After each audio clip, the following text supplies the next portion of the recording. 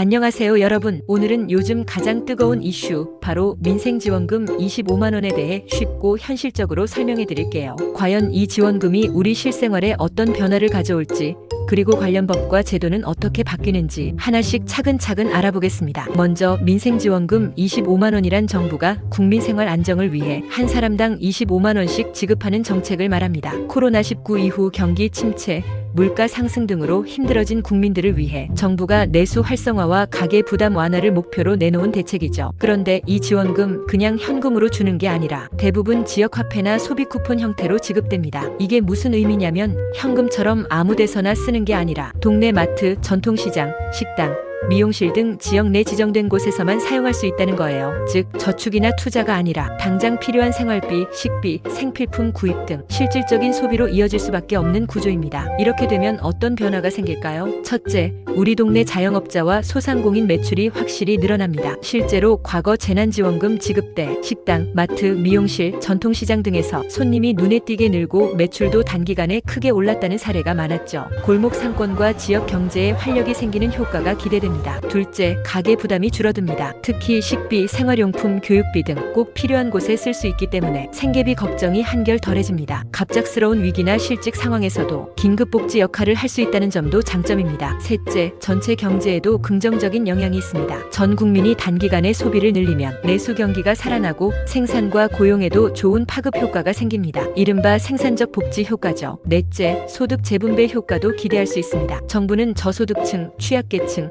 다자녀 가구 등에 더 많은 지원이 돌아가도록 차등 지급을 검토하고 있습니다. 이렇게 되면 빈곤 해소와 사회 안전망 강화에도 도움이 됩니다. 그럼 이런 지원금이 실제로 지급되려면 어떤 법과 제도가 바뀌어야 할까요? 우선 정부와 국회가 추가 경정 예산, 즉 추경을 편성해 지원금 예산을 마련해야 합니다. 그리고 각 지방자치단체에서는 지역화폐 사용처 지급 방식, 신청 절차 등을 조례와 시행규칙으로 세부적으로 정하게 됩니다. 신청 방법도 예전보다 훨씬 간편해졌어요. 정부24, 보조금24 같은 온라인 시스템이나 주민센터 방문으로 쉽게 신청할 수 있습니다. 실생활에서 느낄 수 있는 변화, 한번 예를 들어볼게요. 평소보다 동네 식당, 마트, 전통시장에서 쓸 수 있는 돈이 늘어나 생활이 조금 더 여유로워집니다. 자영업자, 소상공인들은 매출이 오르면서 경영난이 다소 완화됩니다. 갑작스러운 위기나 실직에도 생활비 걱정이 줄어듭니다. 지역사회 전체의 소비와 경제활동이 활발해지는 분위기가 만들어집니다. 정리하자면 민생지원금 25만원은 단순한 현금 지원이 아니라 우리 삶을 실질적으로 바꿀 수 있는 즉각적 소비 진작,